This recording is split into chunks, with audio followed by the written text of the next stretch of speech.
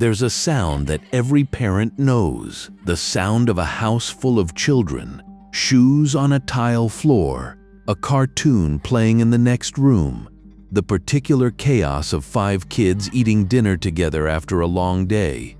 It's noise. It's beautiful, exhausting, relentless noise.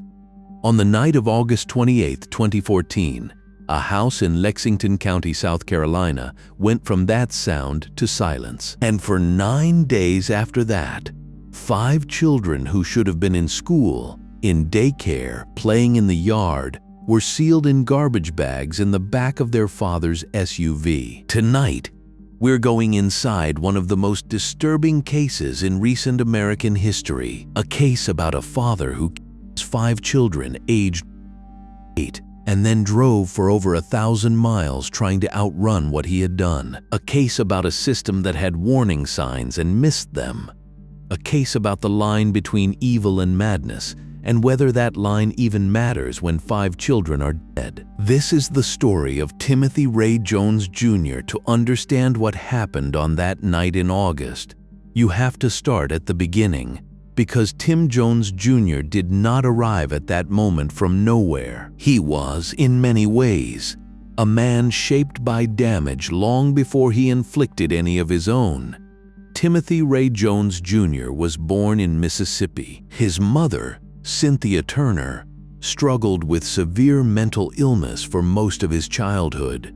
She would later be diagnosed with schizophrenia and institutionalized. From his earliest years, Tim Jr. grew up in an unstable home where domestic violence was present, substance abuse was rampant, and the adults around him were often more burden than support. His father, Tim Jones Sr., would eventually take custody of his son and try to provide some structure, but the damage had already taken root. By his early teens, Jones Jr. was using drugs and alcohol. At 15, he was in a car with a cousin who was driving drunk when they crashed into a tree. Jones Jr. was hospitalized for 2 days with a traumatic brain injury, an injury that, according to testimony, changed him.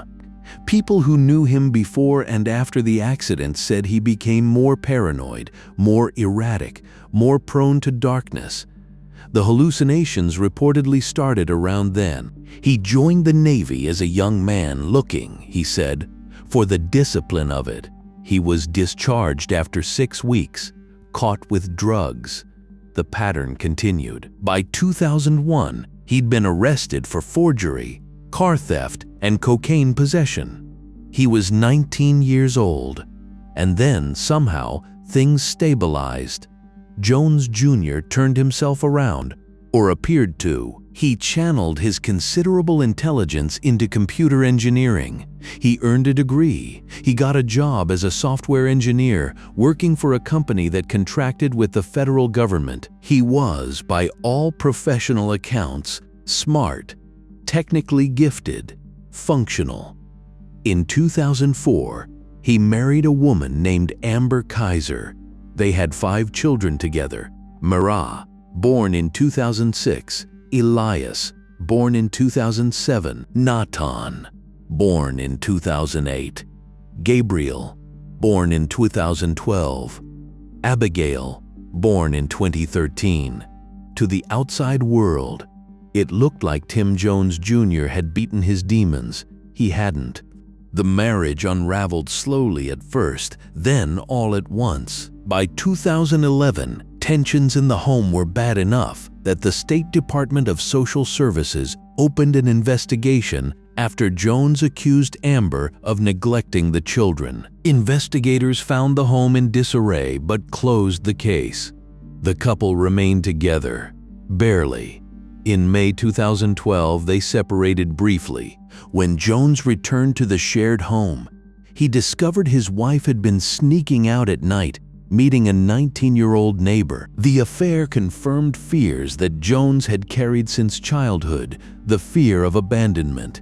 His therapist would later note in depositions that Jones did not want to feel abandoned by his wife. The divorce proceedings that followed were bitter and controlling. Jones isolated Amber from her friends and family, cutting off her support network and her finances, ensuring that when the custody fight came, she had no job, no lawyer, and no resources. In October 2013, the divorce was finalized. Timothy Jones Jr. was awarded full custody of all 5 children. Amber was granted visitation, supervised by him, every other weekend.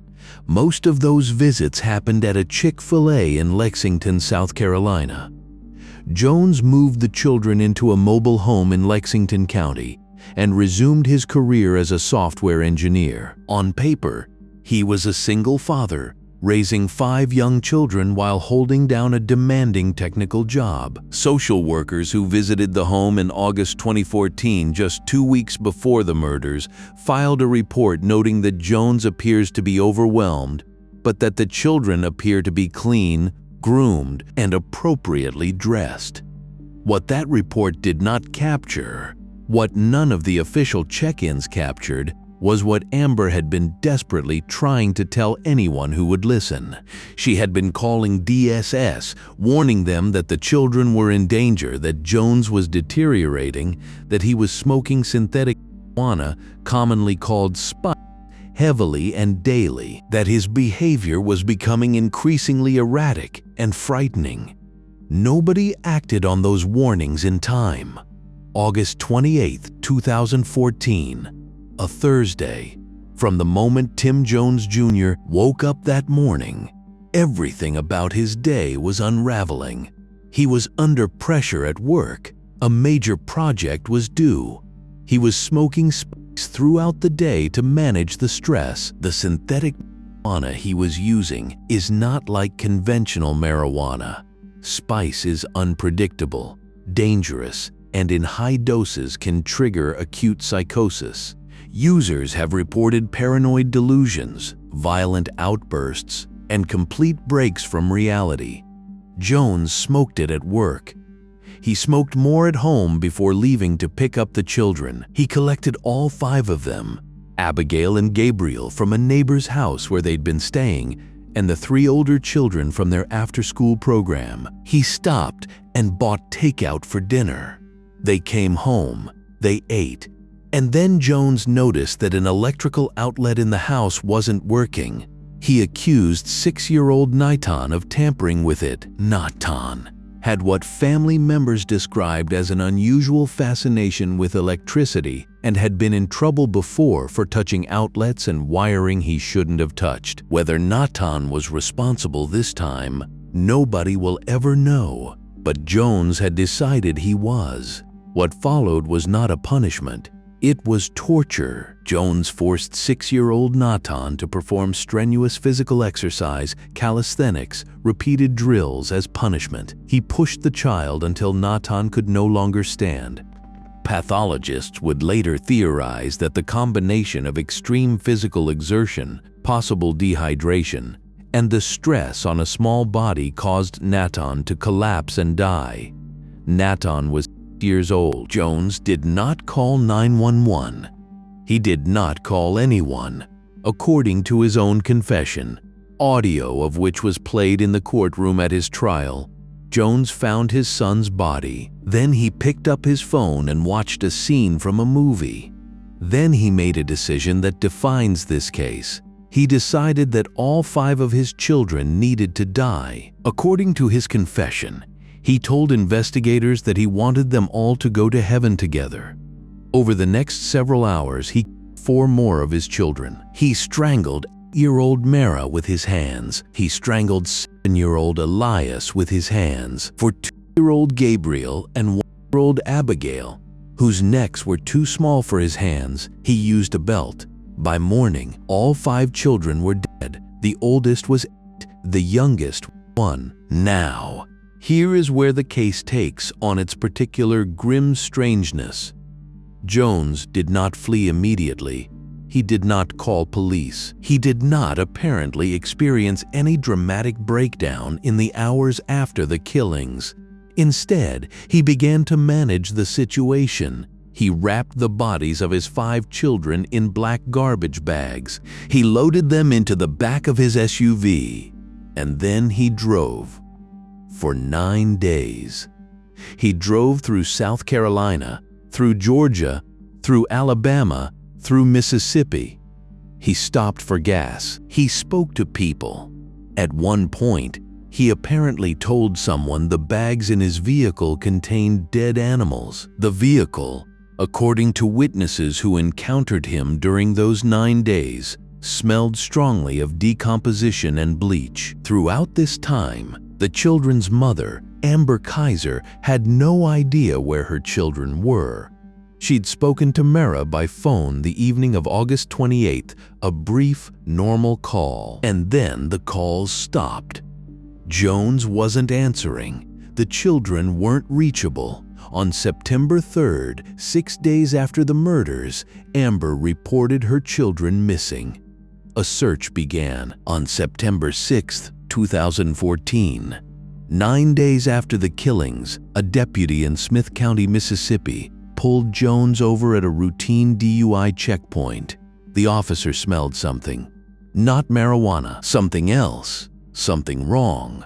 He found blood in the vehicle, drug paraphernalia, and the smell of decomposition that no amount of bleach had fully masked. Jones was arrested on the spot for driving under the influence and drug possession, and then he confessed. In his confession, delivered in what investigators and reporters in the courtroom would later describe as a flat, detached tone, Jones admitted to killing all 5 children. He led police to a remote hillside in Wilcox County, Alabama, where he had dumped the garbage bags. The bodies of Merah, Elias, Nahtahn, Gabriel, and Abigail Jones were recovered. DNA testing confirmed their identities. Merah Jones was 8 years old.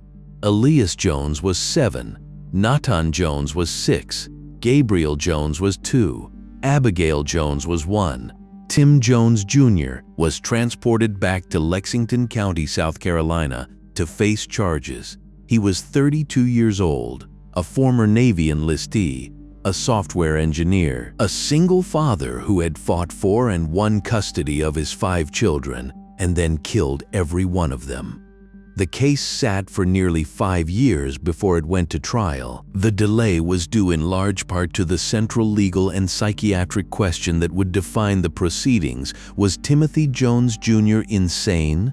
His defense team built their case around a portrait of catastrophic mental disintegration. They called more than 24 witnesses, relatives, friends, mental health experts.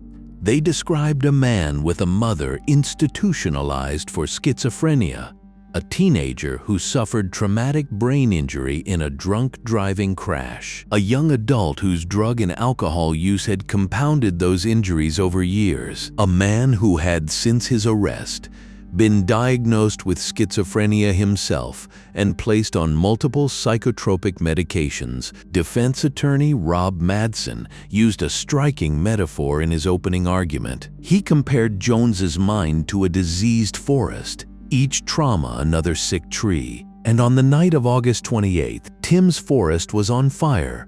Jones, his lawyers argued, genuinely believed his children were going to harm him. His confession had included the claim, jarring and bizarre, that he feared the children were going to kill him, chop him up, and feed him to the dogs. That was not the rational mind of a murderer, the defense said. That was psychosis. The prosecution's response was direct and unsparing. Deputy Solicitor Sean Graham told jurors in his opening statement, "Timothy Jones Jr. is not a father. He's not insane. He's a murderer." The prosecution focused on the sequence of decisions Jones had made. He hadn't called 911 when Nahtahn collapsed. He'd watched a movie clip. He'd then methodically killed 4 more children. He'd wrapped the bodies. He'd driven 9 days. He'd told people the bags were dead animals. Each of those choices, the state argued, demonstrated a man who knew exactly what he'd done and was trying to cover it up, not a man lost in a psychotic break. The expert witnesses clashed bitterly. Defense psychiatrists testified that Jones was schizophrenic and couldn't distinguish right from wrong at the time of the killings. Prosecution psychologists testified that his behavior showed no signs of schizophrenia, that his disorganized thought patterns were consistent with the stress of his divorce and custody situation, not a clinical psychotic episode. And then there was the audio of Jones's confession, played for the courtroom, his flat, almost clinical voice describing what he had done to each child. It was, by all accounts, devastating to hear. The trial lasted weeks. The jury deliberated. On June 11, 2019, nearly 5 years after the murders, the jury found Timothy Ray Jones Jr. guilty on all 5 counts of murder. The sentencing phase began immediately, and in its own way, the testimony during sentencing added another dimension to a case that already defied easy categorization. Tim Jones Sr., the defendant's father, took the stand. He testified for over 3 hours. He described his son's childhood, his mentally ill mother, his traumatic upbringing. He removed his shirt and tie in front of the jury to show them the tattoos across his back, the 5 faces of his murdered grandchildren, rendered in permanent ink. He asked the jury to spare his son's life. He said he did not want to lose anyone else. "December 2012 is the last time I saw my babies alive," Jones Sr. told the jury. When law enforcement had approached him after the arrest, trying to get him to help extract information from his son about the children's whereabouts, Jones Sr. said he already knew in his heart that the worst had happened. The defense also called Amber Kaiser, the children's mother, the ex-wife. She asked the jury not to execute the father of her children. She had already lost everything. She did not want this to end in another death. The jury deliberated for less than 2 hours before returning with a sentence of death. Timothy Ray Jones Jr. was formally sentenced to death and sent to death row at Broad River Correctional Institution in South Carolina. He did not testify at any point during the trial or sentencing. He declined to make a final statement to the jury.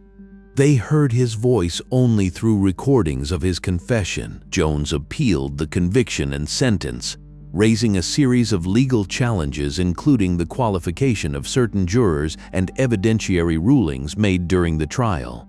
In March 2023, the South Carolina Supreme Court reviewed the case in its entirety and affirmed both the conviction and the death sentence. The court found that while some evidentiary errors had occurred during the trial, those errors were harmless and had not altered the outcome. The conviction stands. The death sentence stands. As of today, Timothy Ray Jones Jr. remains on death row in South Carolina. He has not spoken with his father since the trial concluded. According to local media reports, Amber Kaiser, the mother of Merah, Elias, Nahtahn, Gabriel, and Abigail, has spoken publicly on multiple occasions since the verdict. She has become an advocate for children's rights and for reform of the processes by which protective services evaluate parental fitness and respond to reports of danger. She had warned DSS that her children were at risk. She had made those calls. The system did not act in time. Now, let's talk about something this case forces us to genuinely wrestle with, because it's uncomfortable and it matters. Was Timothy Jones Jr. mentally ill? Almost certainly in some form. The hereditary markers were there. His mother had schizophrenia. He had a documented traumatic brain injury at 15. He had a long history of substance abuse, including synthetic drugs that are documented to induce psychotic states. He had been prescribed multiple psychiatric medications after his arrest, medications that appeared to stabilize him. His behavior in the 9 days after the murders, the driving, the garbage bags, the story about dead animals, reads as someone both trying to cover their tracks and dissociating from what they had done. These are not simple facts to dismiss. But the jury was not asked to determine whether Jones was mentally ill. They were asked a more specific question under South Carolina law. At the time of the killings, did he lack the capacity to distinguish moral or legal right from wrong? And on that question, the jury said no. The prosecution had argued and the jury accepted that a man who methodically kills 4 more children after the first one dies, then spends 9 days managing the bodies, telling lies, driving across state lines, is not a man who has lost the ability to understand what he is doing. He might be deeply ill. He might be broken in ways that defy simple description. But he knew enough to run. There is no clean answer here. There is only 5 dead children. The case of Timothy Ray Jones Jr. sits at the intersection of several of the most difficult conversations in American life: the failures of the child welfare system, the intersection of mental illness and criminal responsibility, the limitations of the institutions we trust to protect children, and the question of what we owe to victims when the person who hurt them is also, in some ways, a product of damage that was done to them. None of those conversations bring Merah, Elias, Nahtahn, Gabriel, or Abigail back. What we know is this: 5 children went to school and daycare on August 28, 2014. They came home. They ate dinner. The oldest was 8, old enough to sense when something was wrong, old enough to have been frightened. The youngest was 1, and none of them were protected. The system had been warned. DSS had visited that home. Amber Kaiser had made calls. The social worker's report from 2 weeks before the murders said Jones seemed overwhelmed. Overwhelmed was the word in the file. Not dangerous, not a threat. Overwhelmed. And in the gap between overwhelmed and danger, 5 children died. Amber Kaiser has said publicly that no verdict, no sentence, no outcome of the legal process gave her anything back. Her words to reporters were quiet, devastated, and clear. The children never had a chance. Tim Jones Sr. still carries his grandchildren on his back. Literally, in the tattoos he showed the jury, 5 faces, 5 names. He tore down the pool he built for them in his backyard because the memories were too painful. He built it for them. He watched it fill with water and with their laughter. And then one day, his son drove off with their bodies in garbage bags and did not call. I remember he said, "Would you like to talk to the children?" Jones Sr. told journalists, recalling a phone call with his son just days before the murders. I said, "You know what, Timmy? Let's surprise them. They'll be really happy." And the next day, he went missing. He was going to surprise them. They loved visiting Papa's big house, as the children called it. They loved the pool. That is the world those 5 children lived in. A world of grandpas with big houses and pools, of phone calls with their mother, of an after-school program they attended every day because their father worked long hours of a fast food dinner on a Thursday night. And then their father's forest caught fire and they had nowhere to run. Merah Jones, Elias Jones, Nahtahn Jones, Gabriel Jones, Abigail Jones. 8, 7, 6, 2, 1. Say their names. That's all. That's the only thing left that belongs entirely to them. Their names, their ages, the specific weight of the silence their absence left behind. Timothy Ray Jones Jr. sits on death row tonight. The South Carolina Supreme Court has confirmed he will die there by execution for what he did to them. Whether that counts as justice is a question you'll have to answer for yourself. What it doesn't count as, what it can never count as, is enough. If this case raises concerns about the safety of children in your life, the Child Help National Child Abuse Hotline is available 24/7 at 1-800-422-4453. If you found this video important, please share it. These children deserve to be remembered. subscribe for more true crime documentaries, and leave your thoughts in the comments below.